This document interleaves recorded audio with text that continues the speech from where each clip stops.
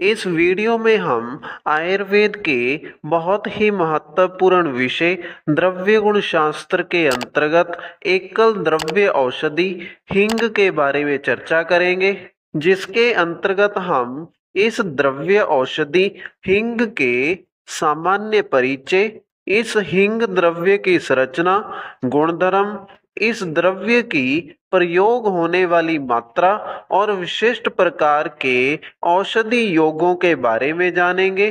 तो हींग की इस संपूर्ण जानकारी को अच्छे से जानने और समझने के लिए वीडियो को अंत तक जरूर देखिएगा।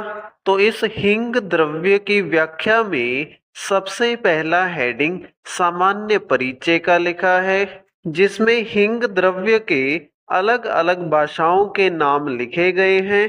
तो इस व्याख्या के अनुसार संस्कृत में इसे हिंग, सहस्त्रवेदी, जतूक, बाहिलक और रामट के नाम से जाना जाता है। इसके अलावा हिंदी में हींग, गुजराती में हीग, वधारणी, मलयालम में रुंगायम, तेलुगु में इड़गुवा, फारसी में अंगज़ है, अंगोज, अंग्रेजी में असाफिटिडा, लैटिन में फेरुला नॉर्थेक्स लिखा गया है। इसके अंत में हिंग का कुल अम्बेलिफेरी लिखा है। इसके बाद अगला हेडिंग वनस्पतिक परिचय का लिखा है, जिसकी व्याख्या में लिखा है इसका बहुवर्ष आयु गंध युक्त शुभ 5 से 8 फीट ऊंचा होता है। तो इस व्याख्या के अनुसार हींग का शुभ अर्थात झाड़ी नुमा पौधा कई वर्षों तक जिंदा रहता है।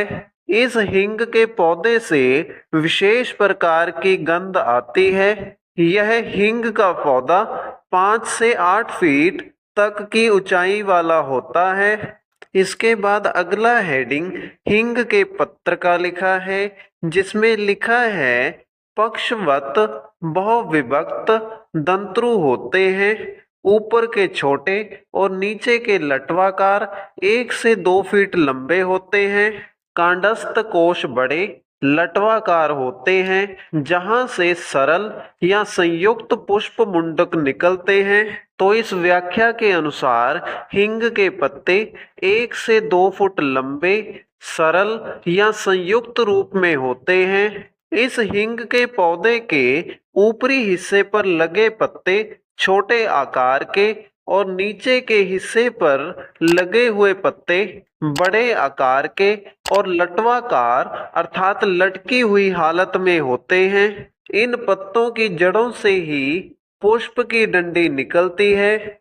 इसके बाद अगला हेडिंग हींग के पुष्प का लिखा है, जिसमें लिखा है छोटे पीत वर्ण होते हैं, अर्थात हींग के फूल छोटे आकार के और पीले रंग के होते हैं। इसके बाद अगला हेडिंग हींग के फल का लिखा है, जिसकी व्याख्या में लिखा है आधा इंच लंबे 1/5 इंच चौड़े होते हैं। तो इस प्रकार हींग के फलों की लंबाई 1/2 इंच और इनकी चौड़ाई 1/5 इंच होती है। इसके बाद अगला हेडिंग हींग के मूल का लिखा है, जिसकी व्याख्या में लिखा है स्थूल तथा शाखा युक्त होता है। इसका तेलीय गोंद युक्त राल हींग कहलाता है। इसके फल को अंजुदान के नाम से हकीम लोग प्रयोग में लाते हैं। तो इस व्याख्या के अनुसार हींग की मूल अर्थात जड़ स्थूल तथा शाखा युक्त होती है, अर्थात मोटी और अनेक शाखाओं से युक्त होती है। इस जड़ में से जो तेलीय गोंद युक्त राल निकलता है, उसको हींग कहा जाता है। हींग के फल को हकीम लोग अंजुदान के नाम से प्रयोग करते हैं। इसके बाद अगला हेडिंग हींग के रासायनिक संगठन का लिखा है, जिसकी व्याख्या में हींग के अंदर मौजूद आधुनिक चिकित्सा शास्त्र में प्रयोग होने वाले घटक द्रव्यों के नाम लिखे हैं। तो इस प्रकार हींग में राल 40 से 64%, गोंद 25%, उड़नशील तेल 10 से 17% तथा राख 1.5 से 10% होते हैं। राल में मुख्यतः इसारेसिनोटेनॉल स्वतंत्र या फेरोलिक एसिड के साथ मिला होता है। गोंद युक्त राल के ऊर्ध्वपातन से उड़नशील तेल प्राप्त होता है, जिसमें मुख्य तत्व डाइल्फाइड होते हैं। इसी के कारण हींग की विशिष्ट गंध होती है। इसके बाद अगला हेडिंग हींग के गुण धर्म का लिखा है, जिसमें हींग के रस, गुण, वीर्य और विपाक लिखे गए हैं।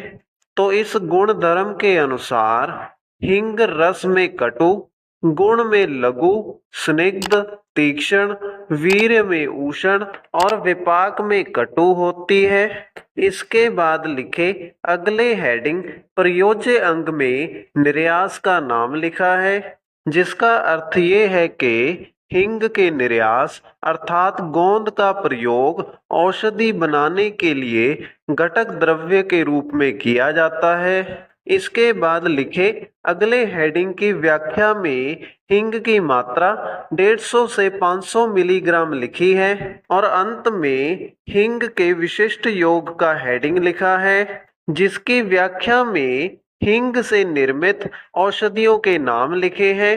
इन औषधियों में हींग व आदिवटी, हींग व अष्टक चूर्ण, हींग कर्पूर वटिका, रज प्रवर्तनी वटी के नाम लिखे गए हैं। तो इसी के साथ हमारी इस वीडियो का विषय यहीं पर समाप्त होता है। अगर आपको वीडियो अच्छा लगा तो वीडियो को लाइक करें और इसी प्रकार से आयुर्वेद से संबंधित वीडियोस को निरंतर प्राप्त करने के लिए हमारे चैनल को सब्सक्राइब करें।